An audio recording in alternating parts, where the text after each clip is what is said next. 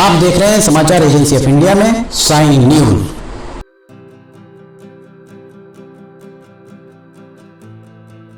नमस्कार दोस्तों, समाचार एजेंसी ऑफ इंडिया की साइन न्यूज में लिमटी की लालटेन के 234वें एपिसोड में एक बार फिर आपका स्वागत है। हाल फिलहाल में आप देख रहे होंगे मध्य प्रदेश का, देश के हृदय प्रदेश का सिवनी जिला राष्ट्रीय फलक पर चर्चित हो रहा है। दरअसल सिवनी जिले में कुरई थाना अंतर्गत दो लोगों की पीट कर हत्या का मामला सामने आया है और ये सारा का सारा मामला कहीं ना कहीं गौवंश से जुड़ा हुआ है। इसके साथ ही बहुत सारे आरोप प्रत्यारोप भी लगने लगे हैं। आरोप प्रत्यारोप के साथ ही आप अगर देखेंगे तो इसमें राजनीतिक रूप से अब ये मामला गर्माता हुआ दिख रहा है। नमस्कार दोस्तों, समाचार एजेंसी ऑफ इंडिया की साइन न्यूज में लिमटी की लालटेन के 234वें एपिसोड में आपका एक बार फिर स्वागत है। मध्य प्रदेश के सिवनी जिले में 2 और 3 मई की दरमियानी रात कुरई थाना सिवनी जिले में है। कुरई थाने के अंतर्गत एक बादल पार पुलिस चौकी है। बादल पार पुलिस चौकी में 2 लोगों के निधन के बाद सियासत जमकर गर्माती हुई दिख रही है। इस पूरे मामले में सत्ताधारी भारतीय जनता पार्टी और विपक्ष में बैठी कांग्रेस दोनों आमने सामने ही दिख रही है। शेष सियासी दल इस पूरे मामले में मौन है। हो सकता है वो वेट एंड वॉच के स्थिति में दिख रहे हैं। घटना के संबंध में जो ब्यौरा सामने आया, जो ब्यौरा पता चला है, उसके अनुसार बादल पार चौकी के सिमरिया ग्राम में गौवंश काटे जाने की खबर 2 और 3 मई की दरमियानी रात कुछ लोगों को मिलती है। उत्साही युवा आगे आते हैं। उसके बाद सुबह खबर मिलती है कि अनेक लोगों के द्वारा 3 लोगों को जमकर पीटा गया, जिसमें 2 लोगों ने दम तोड़ दिया और एक जीवन और मौत से संघर्ष कर रहा है। अगले ही दिन मध्य प्रदेश के सिवनी जिले में कुरई थाने के सामने कांग्रेस के सिवनी जिले की बरघाट विधानसभा के विधायक अर्जुन सिंह काकोड़िया के द्वारा सड़क पर धरना दे दिया जाता है। चूंकि ये उनका विधानसभा क्षेत्र है, इसलिए उनके द्वारा अपने समर्थकों के साथ उत्तर दक्षिण 4 लेन गलियारे को नेशनल हाईवे जो है उस पर बैठकर हाईवे को अवरुद्ध कर दिया जाता है। उत्तर दक्षिण 4 लेन गलियारा जो पहले नेशनल हाईवे नंबर 7 होता था, अब नेशनल हाईवे नंबर 44 है, उस पर धरना दिया जाता है। सुबह 11 बजे से शाम 6 बजे तक वाहनों की आवाजाही पूरी तरह बंद वहां पर नजर आती है। इसी बीच एम्बुलेंस में जो मरीज हैं उन्हें तो आने जाने दिया जाता है, पर यहां से गुजरने वाली, एक बार हम कहेंगे वैध और अवैध दोनों तरह के वाहन यहां चेक कर दिया जाए तो अवैध वाहन ज्यादा होंगे। इन वैध अवैध यात्री बसों में महिलाएं, बच्चे, मरीज तपती दोपहर में गर्मी में उबलते रहे। उन्हें पानी पीने तक का पानी नसीब नहीं हुआ। शाम 4 बजे के लगभग कांग्रेस के जिलाध्यक्ष राजकुमार खुराना मौके पर पहुंचते हैं। वे धरने में शामिल होते हैं और उनके पहुंचने के थोड़ी देर के बाद ही भारतीय जनता पार्टी के जिलाध्यक्ष आलोक दुबे कुरई पहुंचते हैं। वे कुरई थाने के अंदर, जहां जिलाधिकारी डॉक्टर राहुल हरिदास फटिंग बैठे हुए थे, पुलिस अधीक्षक कुमार प्रतीक जहां बैठे हुए थे, उनके साथ जाकर वे बैठ जाते हैं। इसी बीच धरना स्थल और थाने के अंदर प्रशासनिक अधिकारी मौजूद थे। धरना स्थल और थाने के बीच कांग्रेस की जिलाध्यक्ष बार बार आते जाते हुए लोगों को दिखते हैं। प्रशासन के सूत्रों ने समाचार एजेंसी ऑफ इंडिया को बताया कि सुबह धरना स्थल पर बैठने के पूर्व बरघाट विधायक अर्जुन सिंह काकोड़िया को प्रशासन के द्वारा इस पूरे मामले में जो भी मदद की जा सकती थी, नियम कायदों में रहकर जो भी कार्रवाई की जा सकती थी, वो ये जानकारी उनको दे दी गई थी। कांग्रेस की ओर से आदिवासी नेतृत्व के रूप में खुद विधायक अर्जुन सिंह काकोड़िया ने मोर्चा संभाला हुआ था, पर भारतीय जनता पार्टी की ओर से आदिवासी वर्ग के स्थापित नेताओं के मौके पर नहीं पहुंचने की चर्चाएं जमकर चलती रही।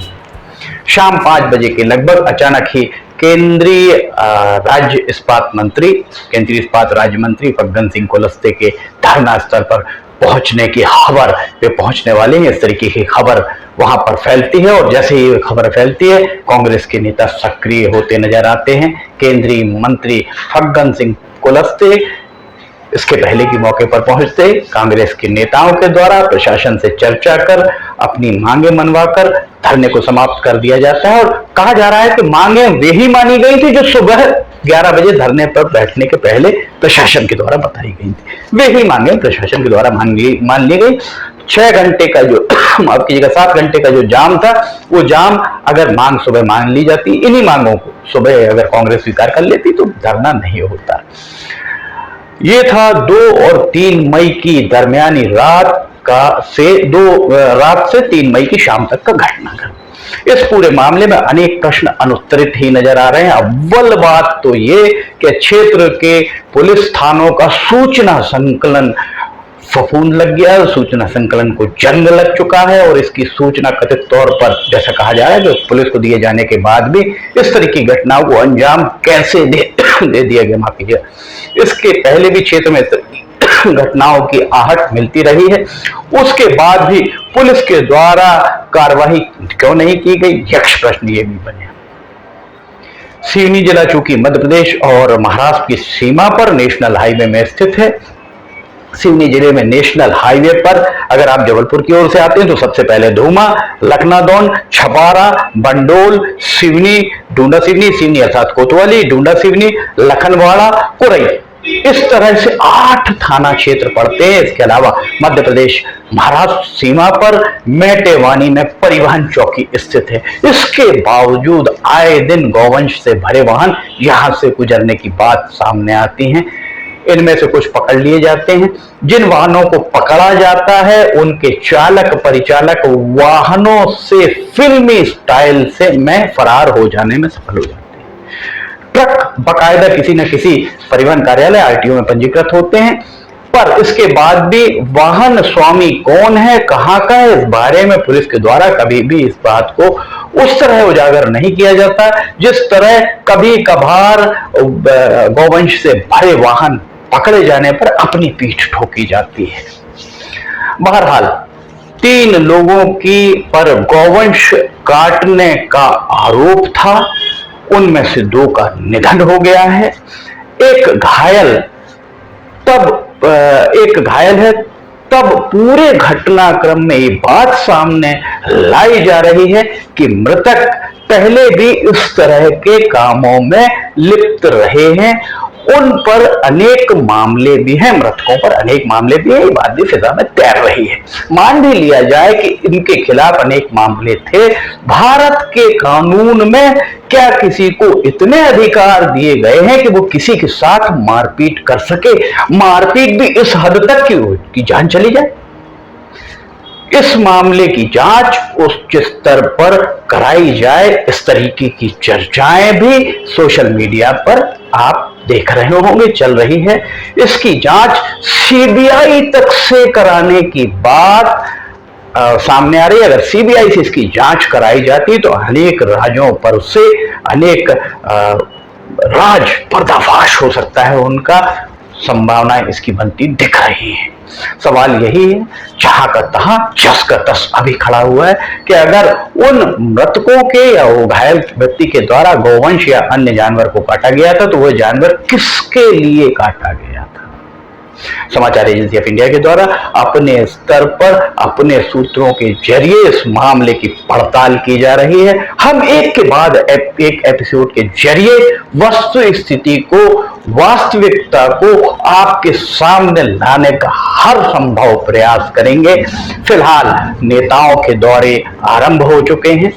आशंका इसी बात की है कि नेताओं की बयानबाजी के बीच नेता जिस तरीके की बयानबाजी कर रहे हैं, यहां पहुंच रहे हैं, कुछ लोग तो इसे पॉलिटिकल टूरिज्म की संज्ञा भी दे रहे हैं। आशंका इसी बात की है कि नेताओं की बयानबाजी के बीच यह मामला अपने मुख्य बिंदु, मुख्य धारा से हटकर दूसरा रूप अख्तियार ना कर ले। वैसे इस मामले से सिवनी एक बार फिर राष्ट्रीय फलक पर चर्चित हुआ है, पर इस तरह के मामलों में नेशनल लेवल, राष्ट्रीय स्तर पर चर्चाओं का केंद्र बनना सिवनी के गौरवशाली इतिहास को शर्मसार करने के लिए पर्याप्त माना जा सकता है। लिमटी की लालटेन में हम लगातार इस पूरे मामले का क्या लंबोलुआब क्या है, इस बारे में सूत्रों के हवाले से जो भी जानकारी मिलेगी आपको अवगत कराते रहेंगे। लिमटी की लालटेन के 234वें एपिसोड में फिलहाल इतना ही। अगर आप लिमटी की लालटेन देखना चाहते हैं तो आप समाचार एजेंसी ऑफ इंडिया की वेबसाइट या साइन न्यूज के न्यूज चैनल पर जाकर इसे देख सकते हैं। रोजाना दोपहर 2 बजे लिमटी की लालटेन का प्रसारण किया जाता है। आपको अगर लिमटी की लालटेन सहित अन्य वीडियोस पसंद आ रहे हो तो आप इन्हें लाइक, सब्सक्राइब और शेयर करना ना भूलिए। हम लिमटी की लालटेन का 235वां एपिसोड लेकर बहुत जल्द हाजिर होंगे। हम आपको इस बादल पार वाले मामले में आपको एक एक चीज से अवगत कराएंगे, अंदर खाने में क्या है और किस तरीके का ये शेप ले रहा है, इस बारे में भी हम आपको बताएंगे। फिलहाल आपसे इजाजत लेते हैं, हम फिर हाजिर होंगे। जय हिंद।